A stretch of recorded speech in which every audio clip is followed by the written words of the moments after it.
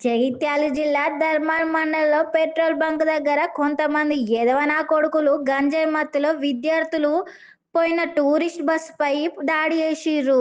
ఇక గాళ్ళు దాడి చేసినందుకు స్టూడెంట్స్ గట్టిగానే ఇచ్చుకున్నారని చెప్పాలి.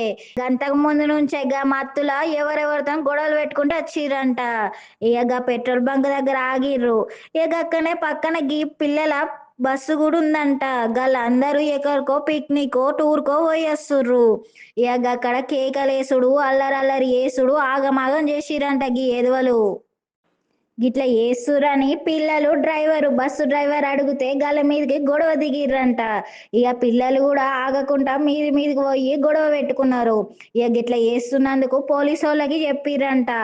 గక్కడ పెట్రోల్ బంక్ దగ్గర ఉన్న సీసీటీవీలో రికార్డ్ అయిన అన్ని చూసినాక పోలీసు వాళ్ళకు ఫిర్యాదు చేస్తే పోలీసు వాళ్ళు గాళ్ళని తీసుకుపోయారంట. ఎందుకయ్యా గా పిల్లలతో పెట్టుకుంటారు? పిల్లలంటే చిన్న పిల్లలు అనుకున్నారా ఏంది? పిల్లలు మస్తు పిడుగులయ్యే ఉంటారు. గాళ్ళతో పెట్టుకునుడు ఎందుకు? గసంటి రోడ్ల పొంట గిసంటి లెక్కలు చేసుడు ఎందుకు?